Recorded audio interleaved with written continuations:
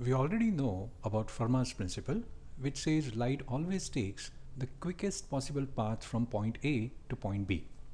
We have seen it in action in case of refraction of light, and we have applied it to a life and death situation where a lifeguard wanted to save someone drowning in water. Now over here, we are going to apply the same principle to reflection of light, and Mr. Farma this time is going to help us do some wiring in the house.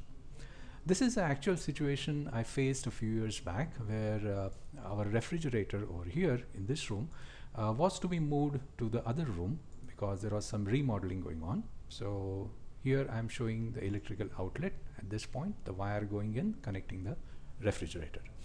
Now let me make this wall a bit transparent so we can see the other side where the fridge would be kept. So let's remove it from here and we are going to place it on the other side.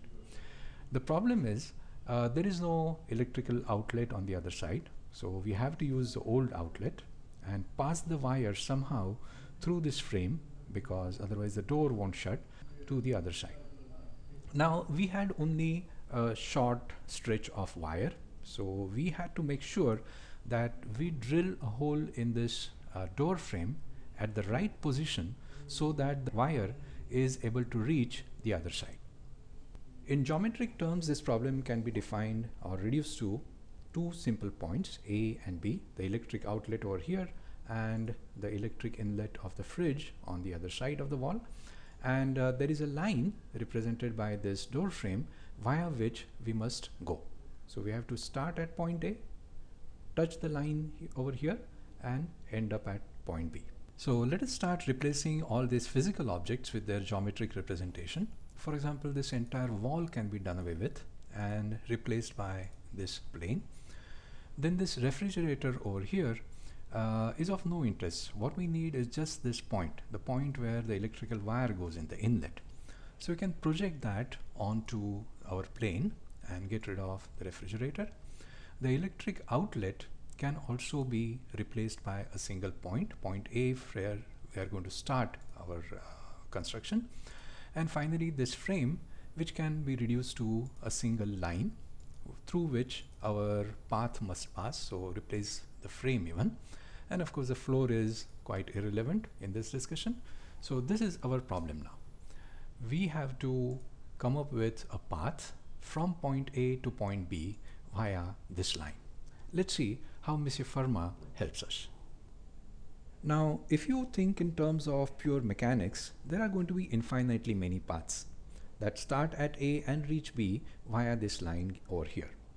But since we are applying Fermat's principle, let us think in terms of rays of light. So if the path is originating here, that is where the ray will be coming from. So the A is kind of the source of light. So light will be coming from A, striking this line and bouncing off from this line to reach point B. And when you think of bouncing of light, think of mirrors. So let us take this line and give it a mirror polish. So now this has become a mirror. So the ray coming from A reaching B will form an image of B in this mirror. So let us find that image. For that, I'm going to drop a normal from point B, object B now, over to the mirror, and extend that normal inside the mirror by the same distance. So the normal's length and its extension's length inside the mirror are equal. And wherever that takes you into the mirror, that is where the image B prime of the object will be formed. And for any observer at A, the ray of light will appear to be coming from A, striking the mirror like this, and just continuing into the mirror to reach the image B prime. So this is going to be a straight line. A, B prime would be the observed path of the ray for anybody over here. Of course, in real life, there is nothing behind the mirror as such. So all the things are in front of the mirror on the right of this line in our case. So the light ray that is coming will be striking here and will be getting reflected like this. So that's the reflected ray. And the point at which reflection happens is the point where the wire will be crossing over to the other side. So that is where we must drill the hole. Now let us come back to real life. So instead of this mirror, we are going to have this line of the door frame itself. and the hole will be drilled in that door frame. We can put up the wall, we can put the fridge back in, and even the electric outlet like this. So from this electric outlet, the wire will be going like this through this hole to the other side and to the inlet of the fridge. Finally, let's get rid of all the geometry and ray diagram over there and just keep the wire. As you can see, the wire is going in over here. So this is a crossover point. It will be coming to the other side through the hole like this, and ultimately it will be reaching the outlet of the fridge. Finally, let us check our solution numerically. Not that we don't trust Monsieur Verma, of course, but let's try to perturb this. I have written the minimum solution here. This is our current value. The lengths AP and PB are shown here, and this is their total length. Let's see what happens if we go little above point P, and you can see the numerical value now is more than the minimum we had got. And in fact, the further away we go upward, the value just keeps increasing.